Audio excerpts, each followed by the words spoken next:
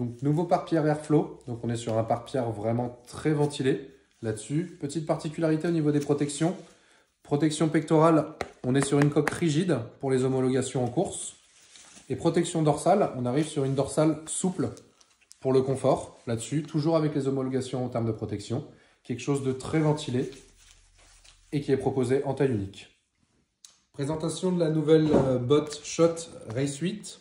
Donc, on arrive sur une nouvelle botte semelle thermocollée avec un insert interchangeable. 3 systèmes de boucles, très simple d'utilisation là-dessus.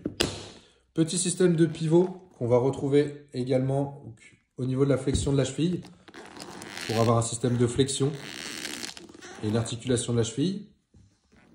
Et petite particularité qui n'est pas des moindres,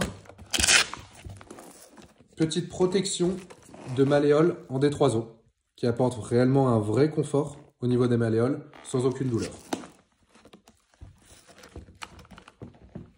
Présentation du pantalon Shot Aérolite. Donc là, on est vraiment sur un pantalon très haut de gamme, très fin, quelque chose de très élastane qui va vraiment couper au niveau du corps. On arrive donc sur une version purement ventilée, très élastique, comme on peut le voir ici, avec des renforts de mousse au niveau des genoux pour éviter que les orthèses viennent se plier à l'intérieur.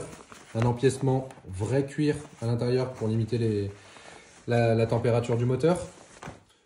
Petit système d'ajustement au niveau de la taille. On a travaillé donc sur un système d'élastique à l'intérieur d'une glissière pour pouvoir resserrer le pantalon directement pour éviter d'avoir un système de pantalon qui est serré au niveau de la taille. Donc sur une version élastique là-dessus. Petite bande en silicone également au niveau du bas du dos pour retenir le maillot. Et sur un pantalon vraiment très léger et très élastique.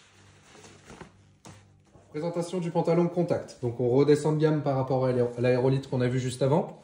Donc on retrouve toujours le petit empiècement de mousse pour protéger les orthèses, éviter que ça se plie à l'intérieur. On conserve toujours l'empiècement en cuir également au niveau de l'intérieur du genou. Les systèmes de ventilation au niveau des mollets, toujours sur des ventilations élastanes.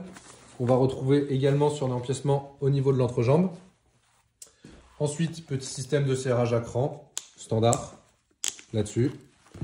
Et petite bande en silicone également pour garder de l'adhérence au niveau du maillot. Présentation du pantalon Devo. Donc Devo par rapport à ce qu'on a vu tout à l'heure. Donc on n'a plus l'épaisseur en mousse au niveau des genoux. L'empiècement donc est un empiècement simili-cuir là-dessus. Au niveau des ventilations des mollets, donc on arrive toujours sur un système élastane pour l'aisance du produit, mais on n'a plus de système de ventilation là-dessus. On conserve toujours une partie élastane au niveau de l'entrejambe sur une zone qui se réduit un petit peu plus. Et bien évidemment, on conserve toujours les petites parties d'élastane de silicone au niveau du pantalon.